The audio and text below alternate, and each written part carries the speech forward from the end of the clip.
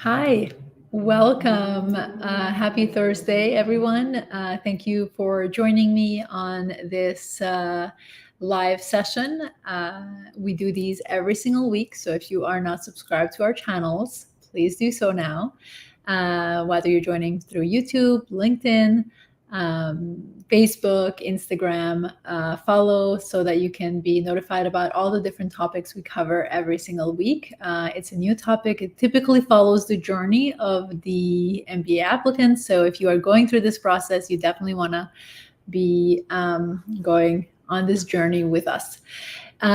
Today, I'm really excited to talk about a bit more in detail the interview questions and how to approach them. I know you are finalizing your applications at this point, but there is a component that you should be starting to prepare for, and that is the interview. It typically takes quite a bit of time to prepare, and making sure that you have the repository of examples, confidence that you need to be able to successfully nail that interview at the end of the day. So for those of you who are joining new, I am the founder of C Admissions, and every single week, as I mentioned, I host one of these lives. We go live together for 30 minutes. You can choose to join live, or you can watch this as a replay afterwards. Our YouTube channel has quite a lot of content that you can search, so definitely join there as well. We do offer consultation calls for those who are looking to get coaching and guidance in the MBA application journey. So reach out to schedule a call. And if you are in the phase of, I need to find my coach who is going to be helping me with my interview preparation, then absolutely want to schedule a call to have that discussion now, so that you can plan ahead. When interview invites come out, you typically have not more than 3 weeks to get everything done, and that's on a, if you're moving fast. Typically, you have to get everything done in 2 weeks' time, and you shouldn't be searching for a coach at that point. So doing this early is definitely in your best interest. Okay, so let's dive right in. Let's see if these slides are going to work. Okay, perfect. So let's talk about essentially why do business school require interviews. I talked about this last week. It's really important to remember that they're looking to put together a class of students that bring a lot of value to the school. The students that will match the culture of the school that they have curated for so long, and they want to make sure that they maintain. It also is an element that allows them to see how you speak ad hoc, ad lib, with the person that is interviewing you. As we know, we have a lot of tools nowadays to write a beautiful language, but how is that? How do you communicate that live, essentially? And an interview does that really well. And also, it allows them to see how you think on your feet. Yes, you're going to do a lot of preparation, but you still have to deliver your responses live. So those are some of the reasons why interviews are really important. Interview styles vary based on school. So this is school specific, dependent on your target list of schools. There are a few different categories.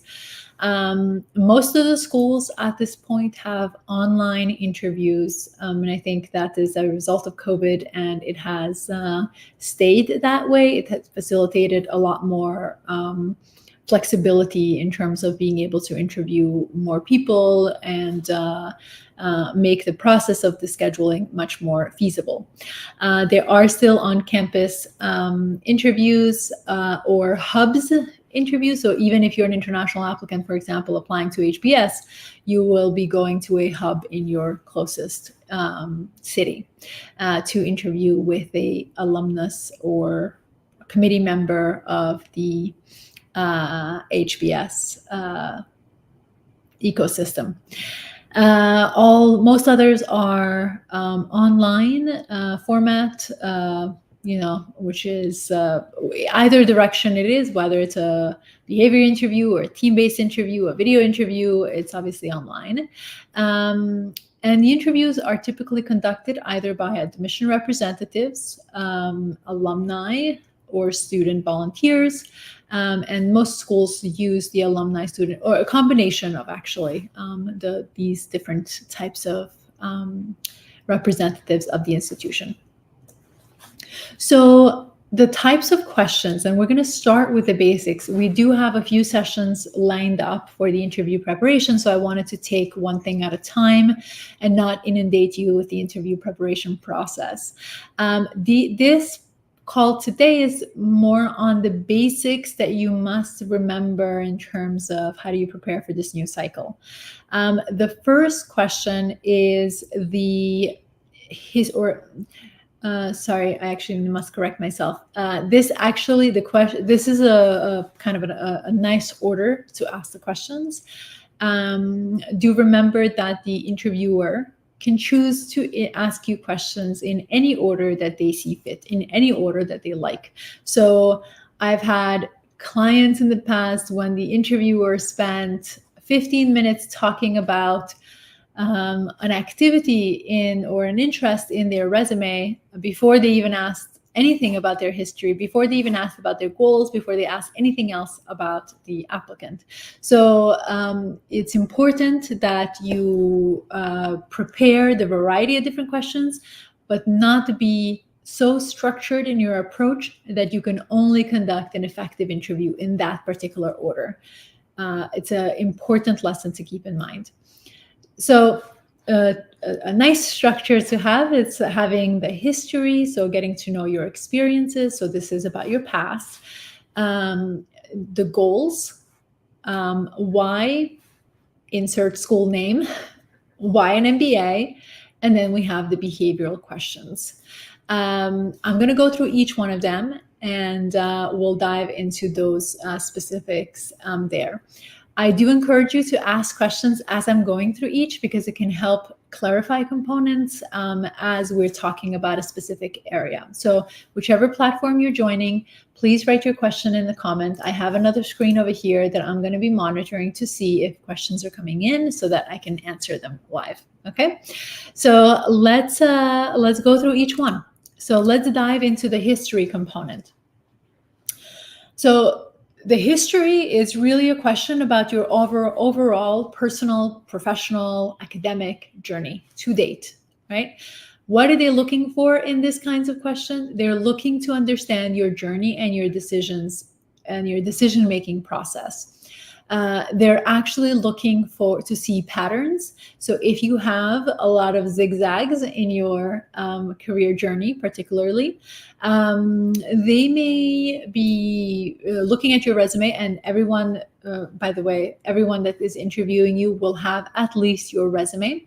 So we have interviews that are conducted blind, which means all the interviewer has is your resume. They don't know the rest of your application. And we have typically an interview that is conducted by an admission representative that has read your entire application. So like the Harvards or the more MIT Sloans that would have all those details. Either case, everyone that is interviewing you, or anyone who is interviewing you in front of you, will have your resume. So they will have read your resume beforehand, and they will see kind of the career journey that you've had to date. If there's a lot of zigzags, going back to that point, this particular question is going to be really important, because they're going to need to know, why were you making the decisions, the career moves that you were making? And it's important for you as the applicant to be able to tell the story succinctly and cohesively in terms of how you approach it. So the history question and what they're looking for in that category is typically asked either tell me about yourself, or walk me through your resume. Either one of those questions is all asking the same component in terms of what they're looking to understand is your decision-making process. Your essentially, they really want to see people that are purposeful, and we see more and more of that as years progress in terms of what they're looking for from applicants. Goals are important to business schools, and having had career directionality and being purposeful in what you do is very important. This is an age of authenticity, and that translates to your journey as well. So when the next component or next grouping is your goals, and they're asking the goals questions to understand what the future looks like for you, right? How are you imagining your future to look like? They understand that your goals can change. You only know what you know, all right? You don't know what you have not been exposed to. So they understand that in business school, goals can change, and no one's going to hold you to what you wrote in your application. However, that doesn't mean that when you are putting together your application, and obviously you wouldn't be getting an interview if what you wrote in your application that you're exploring. So it's going to be important for you to be clear in your application and continue the clarity in verbal communication through your interview. So they want to see how clear your vision is. Do you know where you're going and your why? Have you done enough due diligence to understand the market opportunities that are available in the area that you're interested in? So if you want to do, technology is very broad. It can apply to any sector. So you want to be a little bit more specific to that. And then what are the opportunities that you look to, what are the problems that you look to work on, right? And what are the opportunities, how feasible it is for you to get there. And then also they're looking at the business school's probability of supporting you on those aspirations. And this is a very deep question in terms of it has a lot of variables, a lot of components that they're looking for in terms of the admission team. And it's really important that you have your goals nailed. And I know you would have your goals nailed in your application because you wrote your application and that got you the interview. But what's really important is that you continue on that line, on the line of the same thing that got you the interview.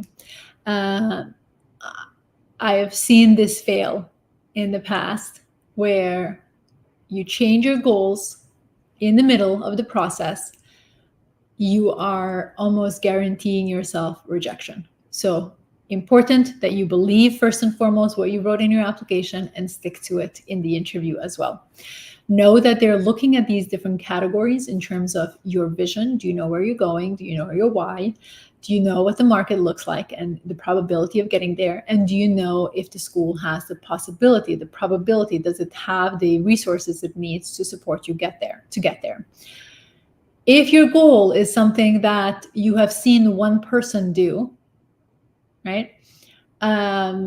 It's not a good enough goal. You do need to have a goal that is well paved, well defined from the admission team's perspective for them to see their ability to support you, because it must, like, all of these must work together in order for you to get a yes in terms of your goals component. Typical question is, what's your short and long-term career goals?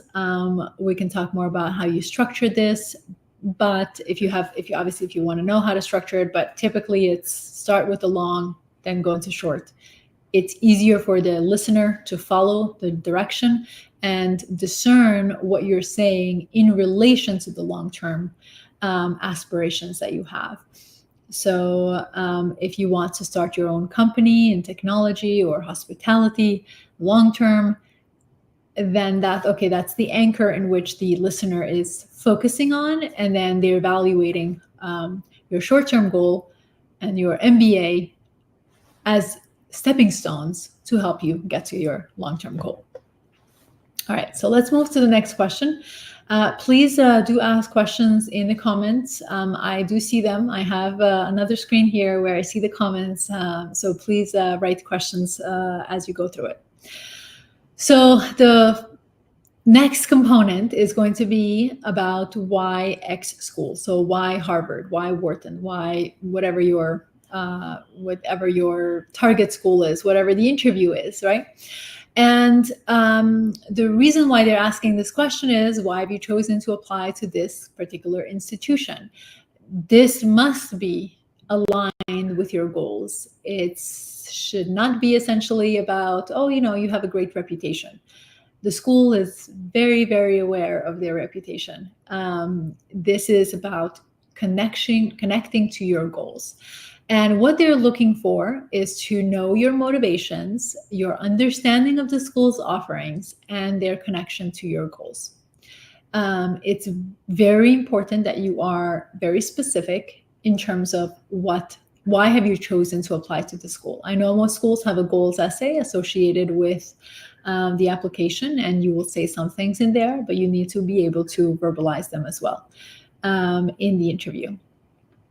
They're also, when they're asking about why X school, they're looking to see how probable it is for you to say yes to the school if they offer you an offer of admission.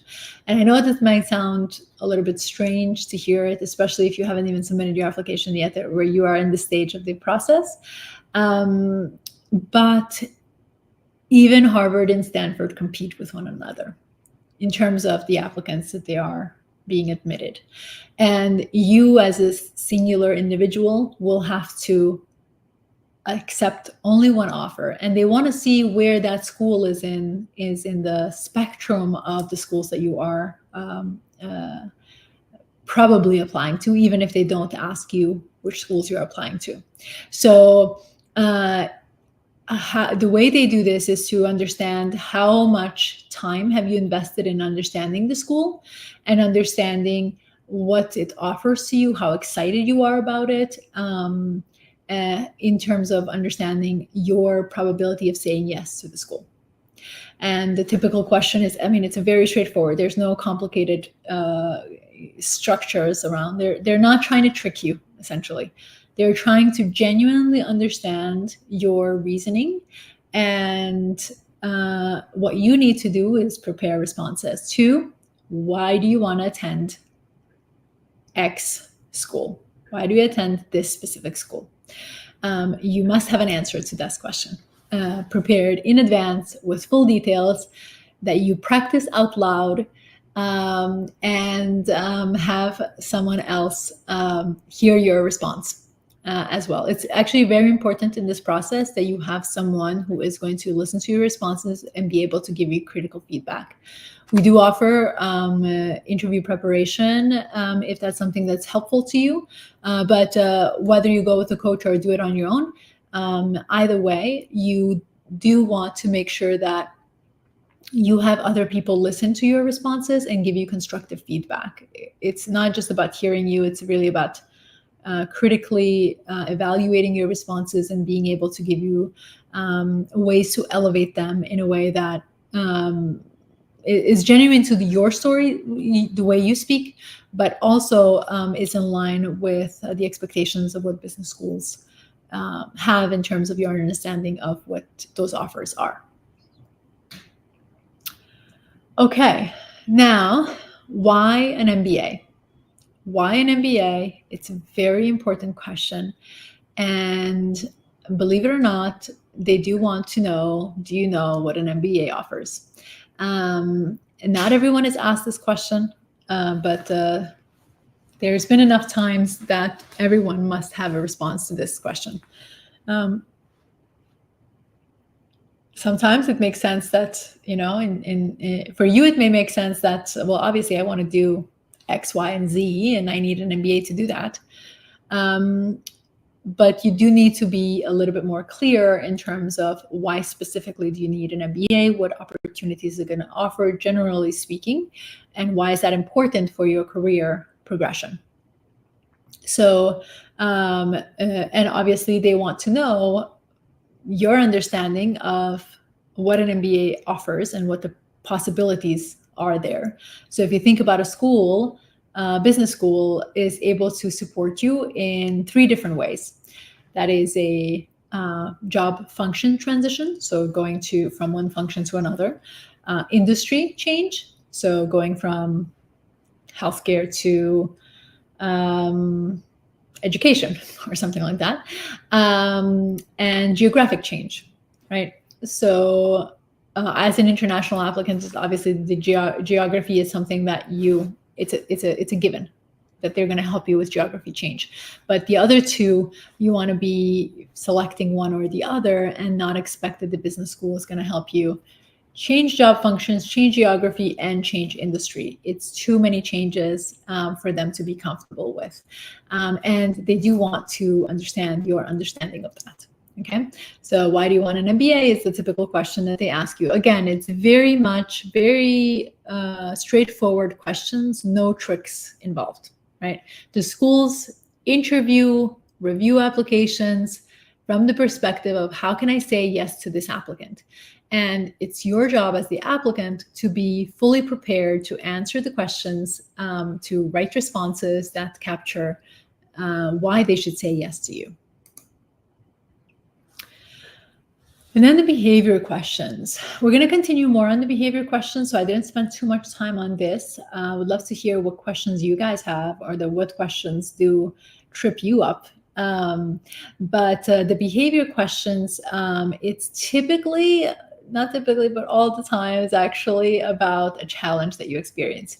You will never be asked, tell me about a time you had successful encounter with your peer. It's like the assumption is like all the time. So it's not about that. It's really more about the challenges that you're experiencing.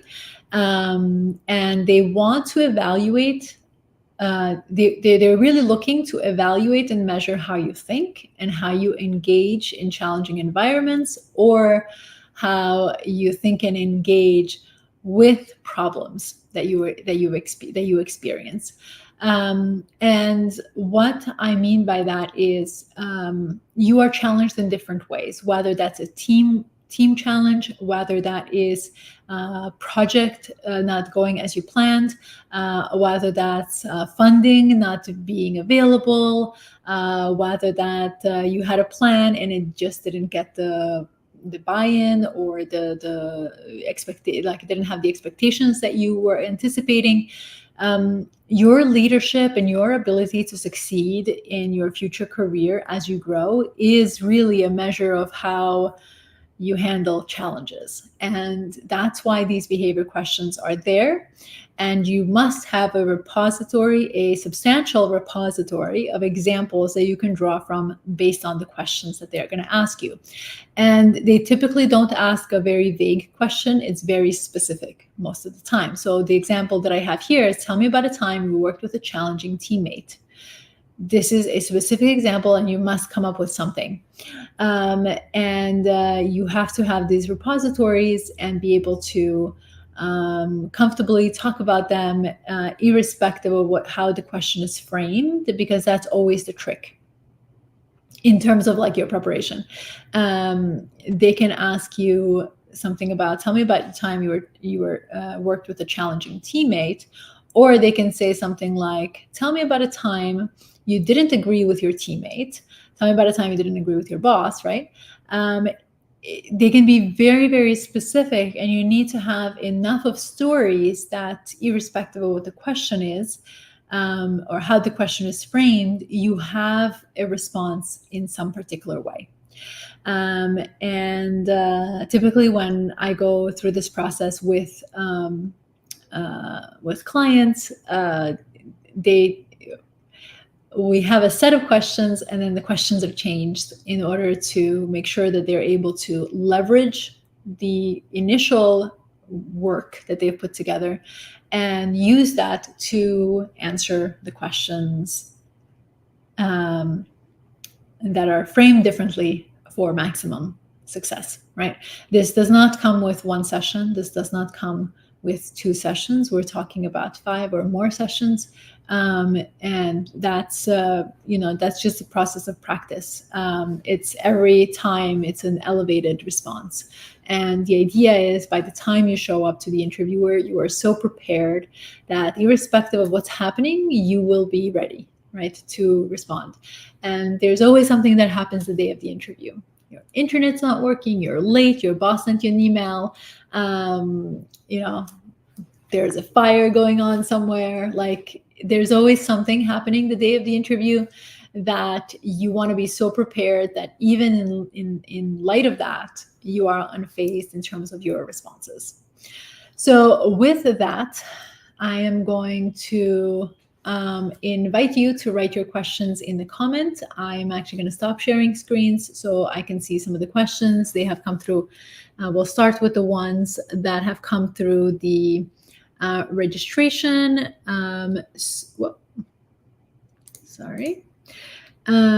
So that we can get the conversation starting. We have about 4 minutes left, so definitely ask your question as quickly as you can. And also inviting you to next week's session where we're going to talk about what makes an exceptional interview. So I encourage you strongly to actually register for that event, join that session, write your questions in the registration, because even if you don't get to join in advance, we get to incorporate your question into our presentation, and if not, answer it directly in the call, in the live. Okay, so now let's talk about the first question. So what is the best way to answer questions about my career goals? Okay, so great question. And it's something that you guys want to make sure that you are structuring in a way that is really accessible for the reader, for the listener in this case.